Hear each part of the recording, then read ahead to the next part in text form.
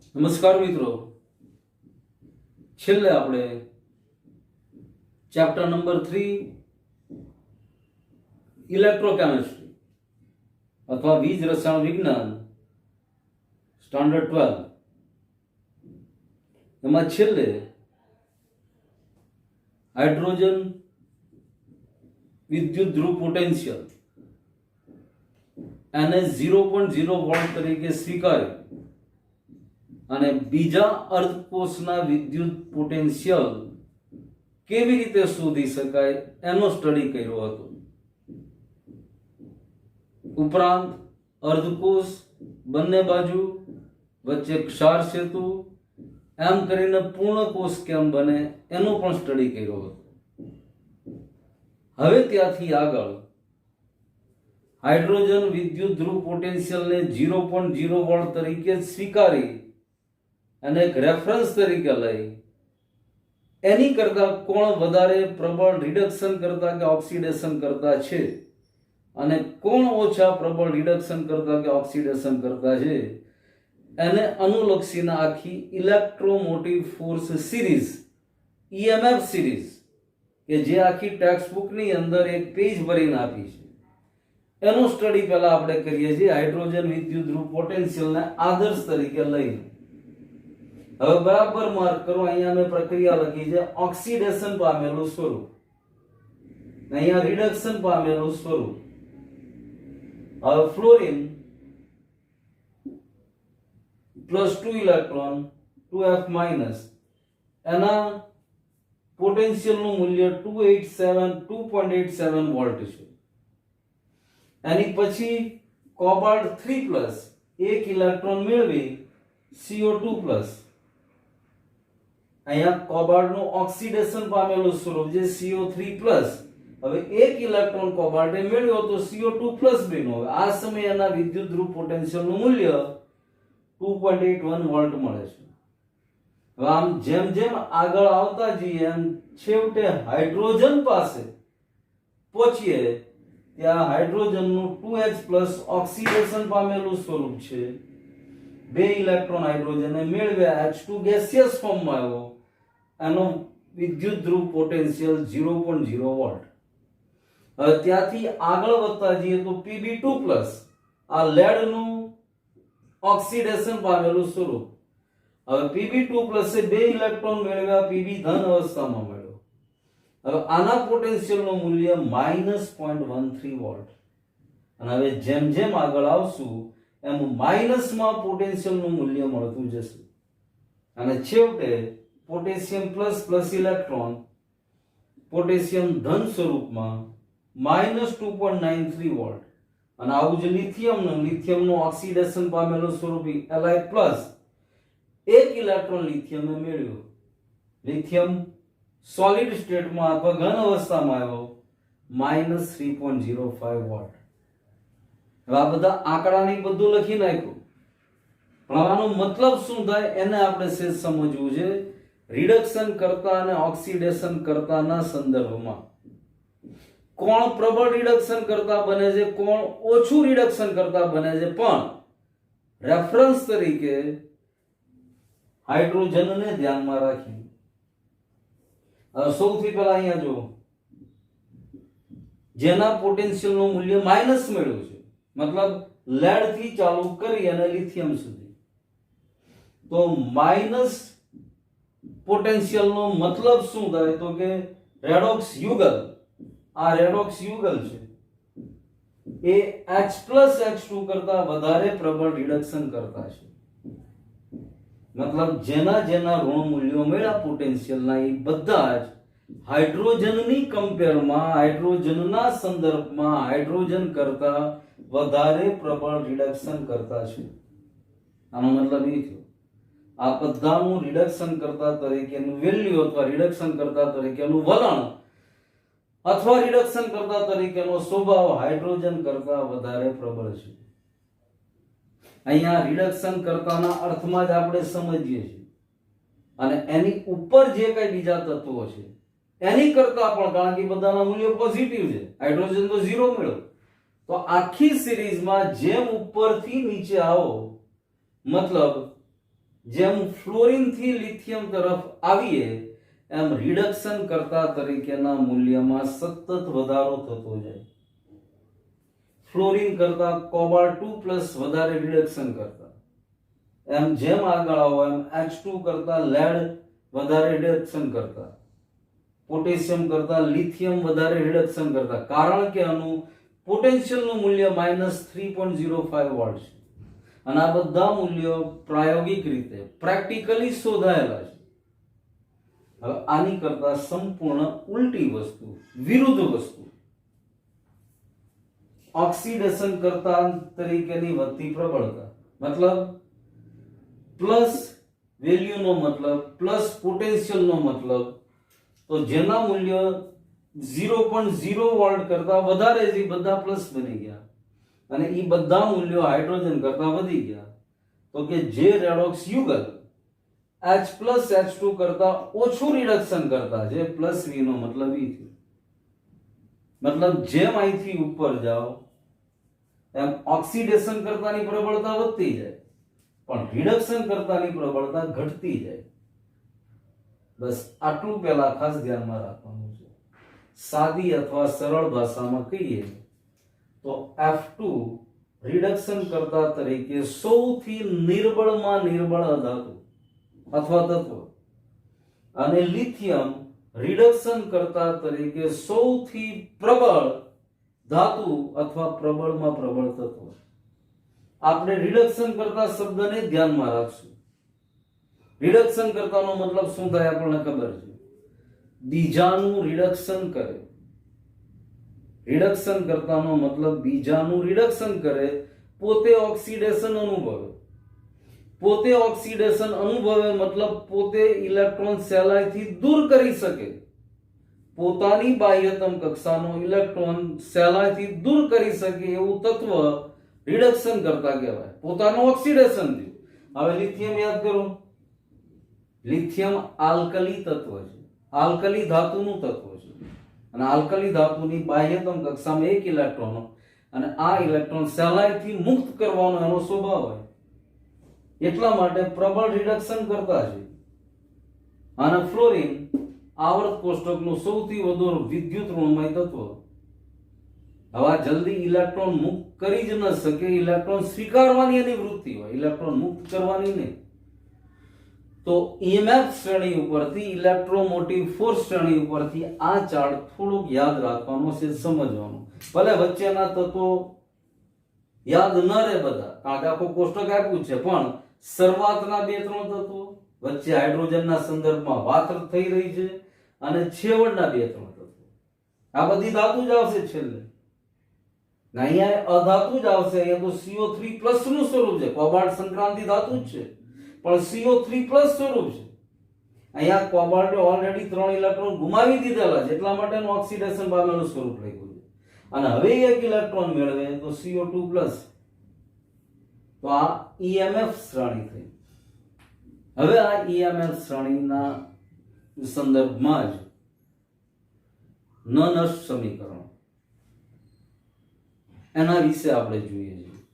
તમને યાદ આવતું હોય તો આપણે અત્યાર સુધી જે કઈ વિદ્યુત કોષ ભણ્યા એમાં સાંદ્રતાને એક યુનિટ તરીકે લઈને જ વિદ્યુત કોષની ચર્ચા કરી હતી. જે વીજ રાસાયણિક કોષ ભણ્યા એમાં સાંદ્રતા બંને બાજુ આજે Zn+2 નું દ્રાવણ હોય કે CO2+2 નું દ્રાવણ હોય, સાંદ્રતા 1 મોલર છે એમ માની અને વિદ્યુત રાસાયણિક કોષની ચર્ચા કરી.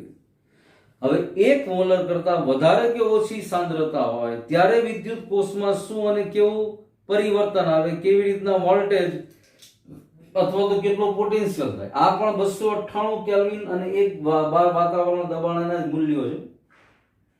આ એક પ્રમાણિત અવસ્થાના મૂલ્યો છે.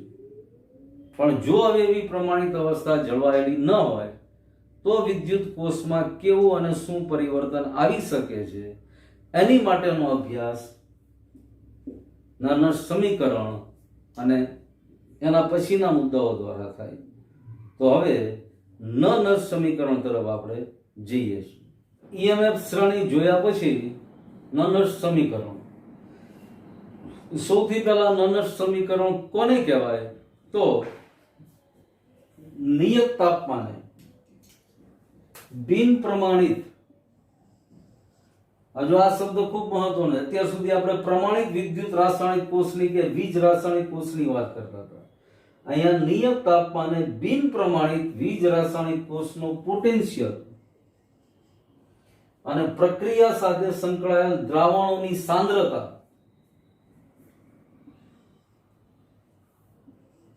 આની વચ્ચેના સંબંધ દર્શાવતા સમીકરણને નનર્સ સમીકરણ કહેવાય. સાંદ્રતા અત્યાર સુધી 1 મોલરની આપણે વાત કરતા હતા, પણ હવે વીજ રાસાયણિક કોષ એવા પણ હોય કે જેમાં સાંદ્રતા 1 મોલર ન હોય, બંને દ્રાવણોની સાંદ્રતા અલગ અલગ હોય, તો એની માટે નનર્સ સમીકરણ છે. હવે સૌથી પહેલા એક આદર્શ પ્રક્રિયા જોઈએ. Mn plus n electron gives m solid. તો આ નનર્સ સમીકરણ છે. જે અર્ધકોષની વાત છે ઈ Mn plus m is equal to પ્રમાણિત અવસ્થામાં આ કોષના પોટેન્શિયલનું મૂલ્ય શું હતું? એ પ્રમાણિત અવસ્થા સૌથી પહેલા minus RT upon NF ln m divided by Mn plus. Reduction થઈ અને જે કઈ નિપજ મળે એ રિડક્શન નિપજ ઉપર અને છેદમાં ઓક્સિડેશન અવસ્થાની નિપજ. ઓક્સિડેશન અવસ્થામાં જે સ્પીસીસ છે એ છેદમાં અને એનું રિડક્શન થઈ અને જે અંતિમ નિપજ મળે એ અંશમાં. હવે અહીંયા m સોલિડ અથવા ઘન અવસ્થામાં પદાર્થ મેળવો. અહીંયા મેં લખ્યું પરંતુ ઘન પદાર્થની સાંદ્રતા 1 એકમ લઈએ છીએ માટે આખું આપણું આ સમીકરણ બની જશે Emn plus m E0 Mn plus m. મતલબ પ્રમાણિત અવસ્થામાં કોષનો potential minus RT NF ln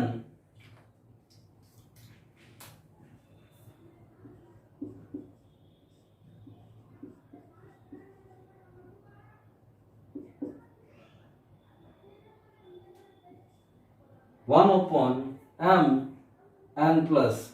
અહીંયા ઘન પદાર્થ m મેળવો એની સાંદ્રતા 1 એકમ તરીકે લઈએ છીએ એટલે 1 upon mn plus.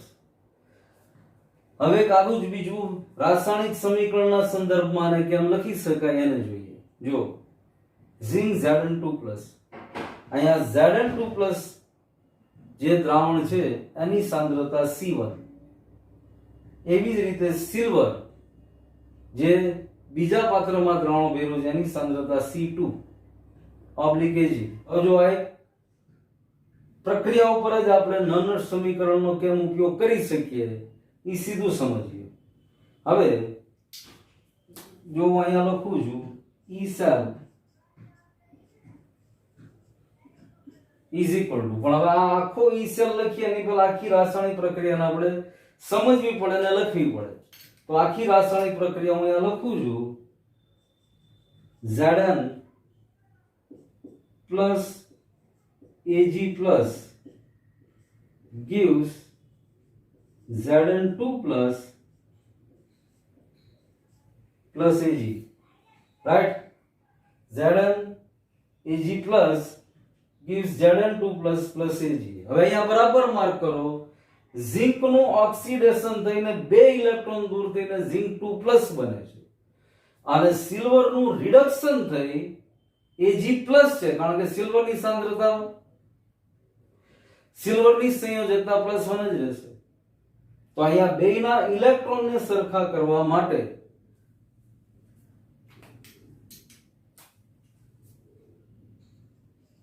Ag plus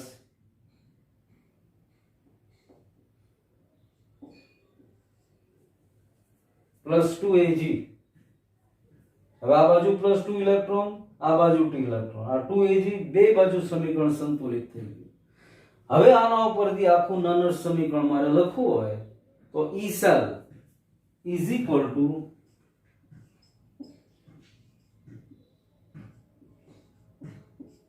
પ્રમાણિત અવસ્થામાં આ સેલનું મૂલ્ય, પ્રમાણિત અવસ્થામાં વિદ્યુત પોટેન્શિયલનું મૂલ્ય માઈનસ RT. હવે અહીંયા n એટલે ઇલેક્ટ્રોનનો ફેરફાર, તો n ની જગ્યાએ મારે લખવા પડશે 2, પછી f નો f ln.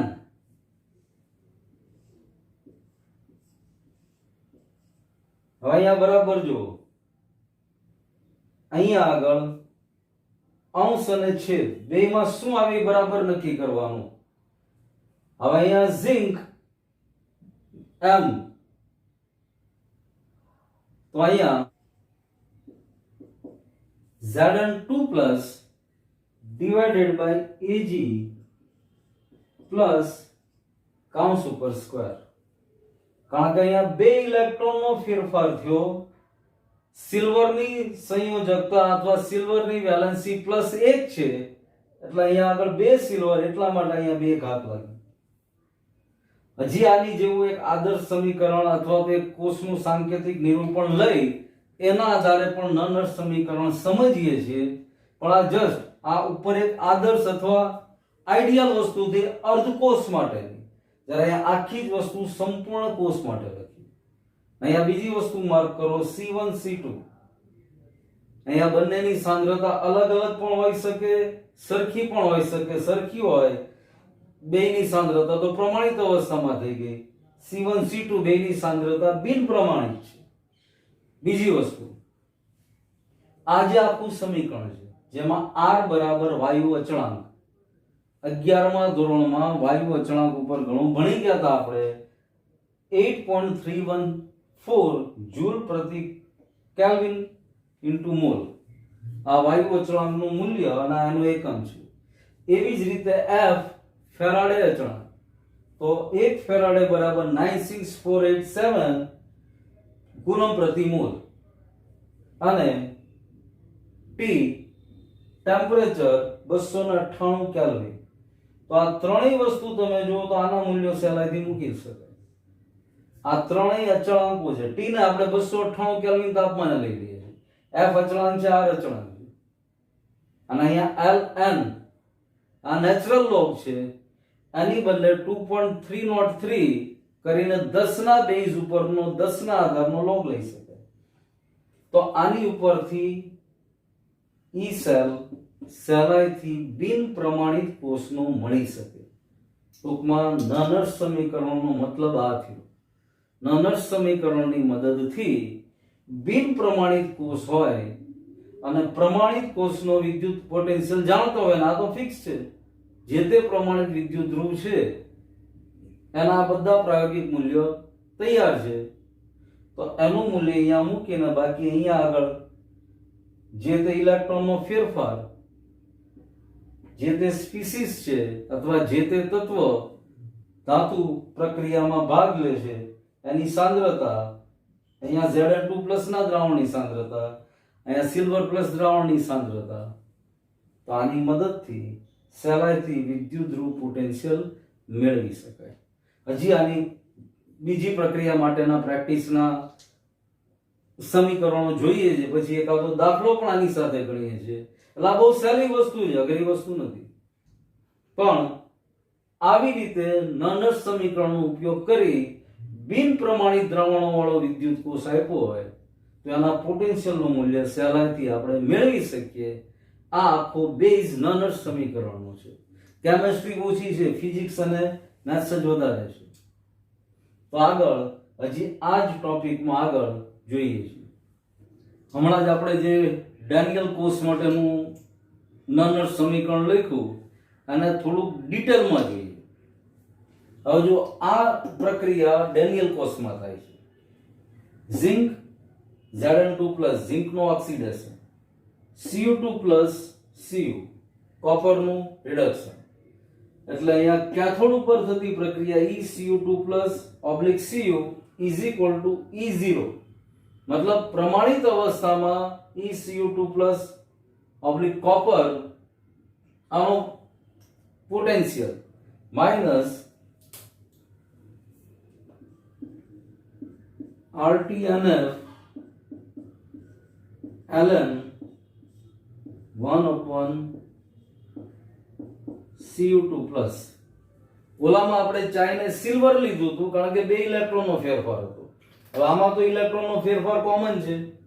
ઝિંક બે ઇલેક્ટ્રોન ગુમાવે તો સામે કોપર બે ઇલેક્ટ્રોન મેળવે છે. એટલે આ કેથોડ ઉપરની પ્રક્રિયા થઈ. સેમ આવી પ્રક્રિયા એનોડ ઉપર.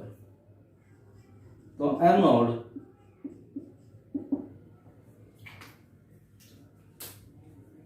E Zn2 plus oblique Zn is equal to પ્રમાણિત અવસ્થામાં Zn2 plus oblique Zn minus RTNF ln 1/Zn2 plus. હવે E cell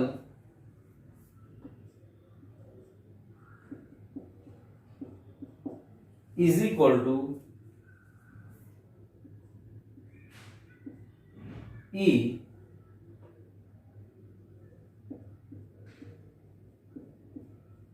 cathode minus E anode. અહીંયા રિડક્શન પોટેન્શિયલ ની વાત છે. is equal to E right hand side minus E left hand side. હવે જમણી બાજુ કેથોડ, ડાબી બાજુ anode. therefore E cell is equal to, સૌથી પહેલા કેથોડની પ્રક્રિયા લખીએ તો E0 Cu2 plus oblique Cu minus RT upon NF ln 1/Cu2 plus minus E anode. Anode ઉપરની પ્રક્રિયા. તો સૌથી પહેલા E પ્રમાણિત અવસ્થામાં Zn2 plus Zn. હવે અહીંયા માઇનસ ની સાઇન છે, આ માઇનસ છે એટલે minus minus plus RT upon NF ln 1/Zn2 plus is equal to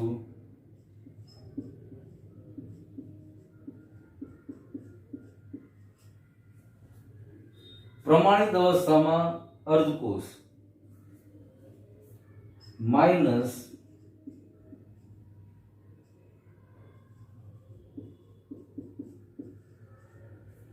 પ્રમાણિત અવસ્થામાં બીજો અર્ધકોષ.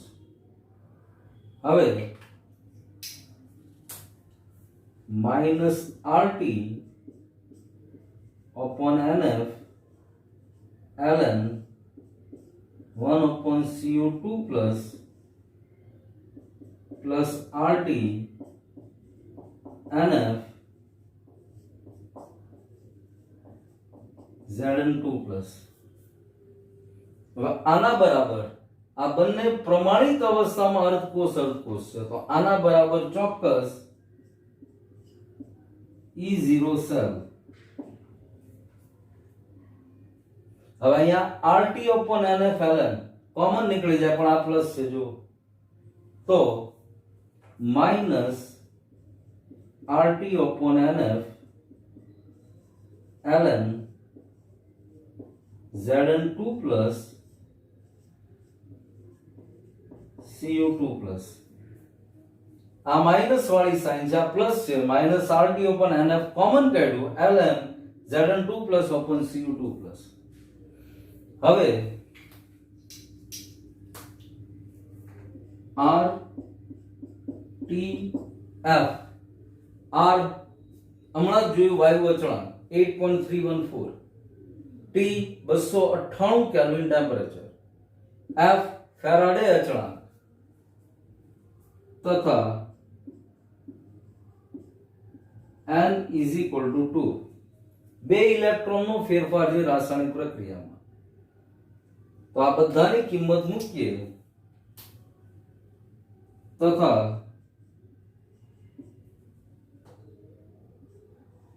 log ને 10 ના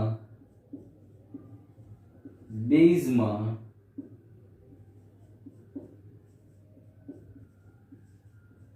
ફેરવતા. આ નેચરલ લોગ છે અને 10 ના આધારમાં ફેરવીએ RT MF ની કિંમત મૂકીએ તો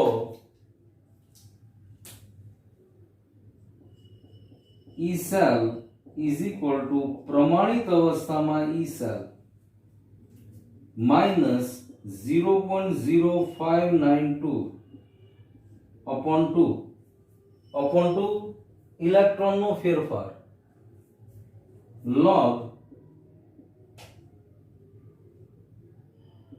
Zn2 પ્લસ ની સાંદ્રતા છેદમાં CO2 પ્લસ ની સાંદ્રતા.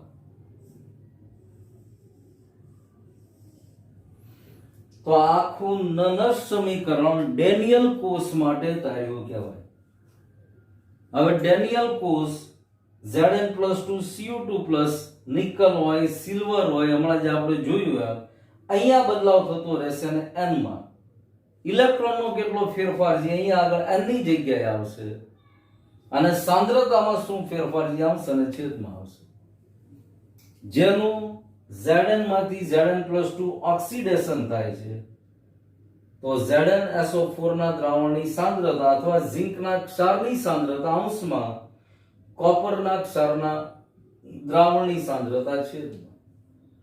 તો અહીંયા આગળ બરાબર માર્ક કરો. સાંદ્રતા 1 એકમ નથી, 1 એકમ કરતા બદલાયેલી હોય ત્યારે પણ વિદ્યુત ધ્રુવનો પોટેન્શિયલ સહેલાઈથી માપી શકાય છે. આ ઈ આપણને સાબિતી આપે છે. E0 સેલ પ્રમાણિક અવસ્થામાં આ મૂલ્ય ફિક્સ છે, હમણાં જ વાત કરી હતી એમ -0.0592 upon 2. 0.0592 આ બધા અચળાંકો અને t ની કિંમત 298 કેલ્વિન લીધી અને નેચરલ લોગમાંથી 10 ના આધારના લોગમાં ચેન્જ કર્યો. તો આની મદદથી સહેલાઈથી એવા વિદ્યુત કોષના પોટેન્શિયલ પણ શોધી શકાય કે જેની સાંદ્રતા 1 એકમ નથી. તો આ નનસ સમીકરણ થયું. હવે આ જ નનસ સમીકરણ પરથી સંતુલન અચળાંક માટેનું સૂત્ર કેવી રીતે તારવી શકાય એનો સ્ટડી આપણે કરીએ છીએ. પણ એ સ્ટડી કરીએ એની પહેલા આ બધું જ ટોટલી કેમેસ્ટ્રી ઓછું, મેથેમેટિક્સ વધારે છે. એટલે આ બધાની ગણતરી બરાબર કરી બધું જ જોયા વગર લખી લ્યો પછી આ સંતુલન અચળાંક વાળા ટોપિકમાં જવાનું. આ આવડશે તો સંતુલન અચળાંક આની કરતા વધારે સહેલું બની જશે. તો હવે નનસ સમીકરણમાંથી સંતુલન અચળાંક રાસાયણિક પ્રક્રિયા લખી. હવે આવી રાસાયણિક પ્રક્રિયા માટે E સેલ નનસ સમીકરણ પ્રમાણે લખવું હોય તો E cell is equal to પ્રમાણિત અવસ્થામાં E cell minus RT upon NF ln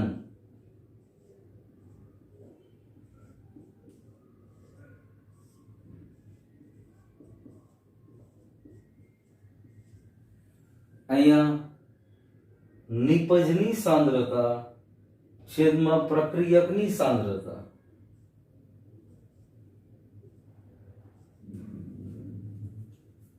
Therefore, E cell is equal to પ્રમાણિત અવસ્થામાં E cell minus RT upon NF ln QC. QC અથવા KC સંતુલન અચળાંક છે, પરંતુ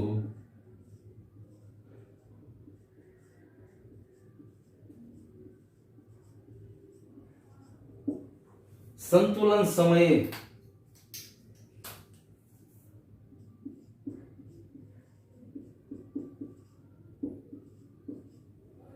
ई सेल बराबर 0.0 वोल्ट।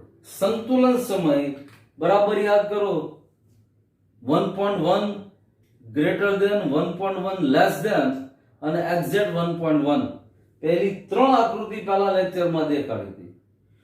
હવે જ્યારે એક્ઝેક્ટ 1.1 વોલ્ટની પોઝિશન વિદ્યુત રાસાયણિક કોષ ડેનિયલ કોષમાં આવી ત્યારે પ્રક્રિયા થતી બંધ થઈ ગઈ હતી। હવે પ્રક્રિયા થતી બંધ થઈ ગઈ એનો મતલબ શું થઈ ગયો? ઈ સમયમાં ઈ સેલ 0.0 વોલ્ટ થઈ ગયો। એટલા માટે સંતુલન સમય ઈ સેલ બરાબર 0.0 volt. therefore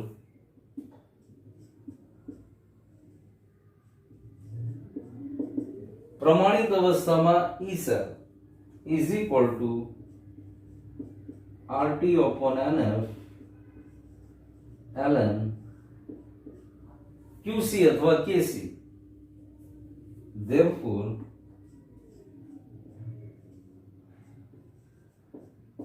is equal to 2.303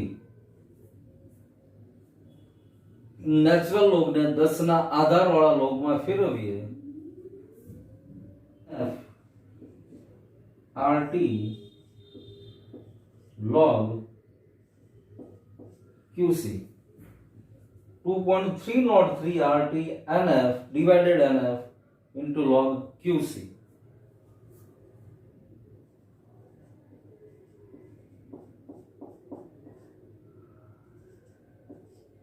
QC अथवा KC લખી શકાય। તો આ સંતુલન અચળાંક માટેની બાબત થઈ ગઈ। હવે જે હમણાં જ આપણે પ્રક્રિયા ભણ્યા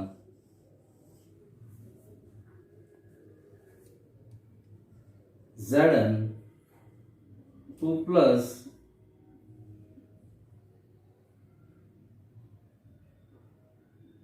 Zn plus Cu2 plus gives Zn2 plus Cu। હવે આની માટે આ સમીકરણ લાગુ પાડીએ તો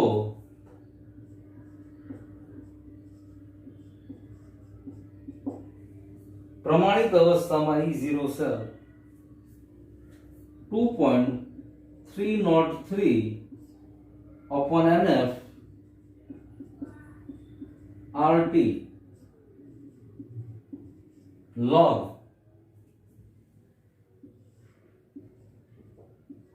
Zn2 plus ની સાંદ્રતા Cu2 plus ની સાંદ્રતા।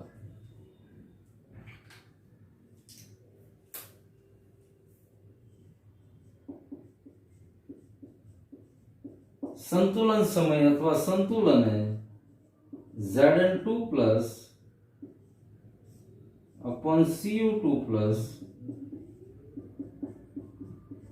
बराबर Kc तथा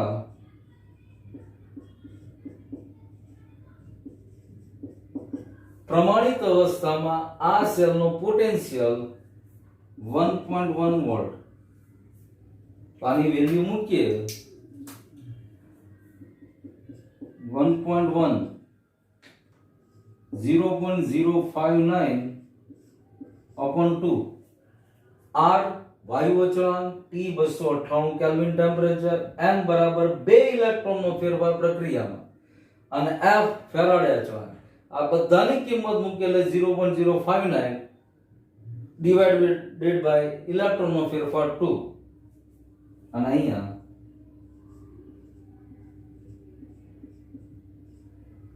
log Kc। therefore 1.1 into 2 upon 0.059 is equal to log Kc। log Kc ના સૂત્રનો કરતા બનાવ્યો એટલે 0.059 upon 2 હતું 2 મલ્ટીપ્લાય થી 1.1 સાથે ડિવાઇડેડ બાય 0.059। હવે આનો એન્ટીલોગ લ્યો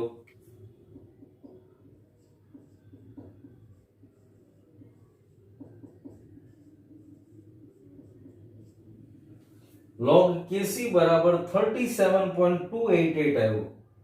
હવે log kc ઉપરથી kc નું મૂલ્ય શોધવા માટે આનો એન્ટીલોગ લેવાનો. તો આનો એન્ટીલોગ લેશો એટલે kc બરાબર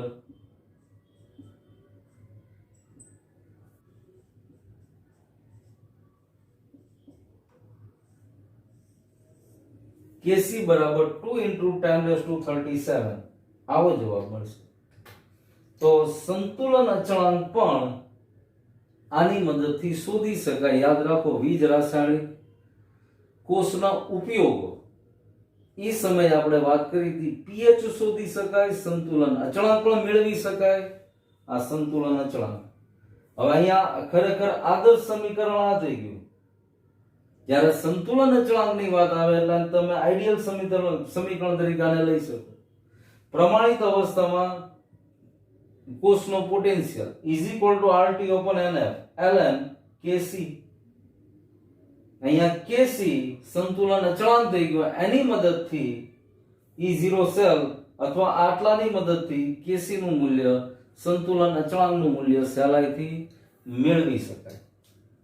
તો નનર સમીકરણમાંથી સંતુલન અચળાંક. આની પછીના પીરિયડમાં આને લગતા બીજા અમુક દાખલા પણ ગણવા છે કે એ દાખલા ગણશું એટલે આ સમીકરણનો ઉપયોગ હજી વધારે સારી રીતે કેમ થઈ શકે એ સ્પષ્ટ થશે. તો આજના પીરિયડમાં EMF સિરીઝ, નનર સમીકરણ અને આ સમીકરણના ઉપયોગથી સંતુલન અચળાંક Kc નું મૂલ્ય કેમ મેળવી શકાય એટલો આપણે અભ્યાસ કર્યો. આ બધા જ લેક્ચરમાં તમે બરાબર માર્ક કરજો. કેમેસ્ટ્રી ઘણું બધું ઓછું, વધારે ફિઝિક્સ અને મેથેમેટિક્સ. ફિઝિકલ કેમેસ્ટ્રી જેને ફિઝિકલ કેમેસ્ટ્રીમાં ફિઝિક્સ અને મેથ્સ બંને કેમેસ્ટ્રીની સાથે સાથે દોડતું હોય. એટલે આમ જુઓ તો ત્રણેય સબ્જેક્ટ ધીરે ધીરે આમાં પાકા થતા જાય. રાસાયણિક પ્રક્રિયા આવી ત્યાં આગળ આપણી સામે કેમેસ્ટ્રી આવ્યું. હવે આ સૂત્રમાં ને એમાં બધે કિંમત મૂકી એટલે ફિઝિક્સ અને મેથ્સ ચાલુ થઈ ગયું. પણ સંતુલન અચળાંક નનર સમીકરણ ઉપરથી સહેલાઈથી મેળવી શકાય એ આપણે જોયું. તો આની પછીના લેક્ચરમાં અહીંથી આગળ વધશું અને અમુક દાખલા અને આગળના ટોપિક ઉપર જશું. આજે અહીંયા સુધી રાખીએ છીએ. આમાં કોઈ ડાઉટ કે ડિફિકલ્ટી હોય ચોક્કસ ફોન કરવાનો અથવા મેસેજ કરવાનો. Thank you.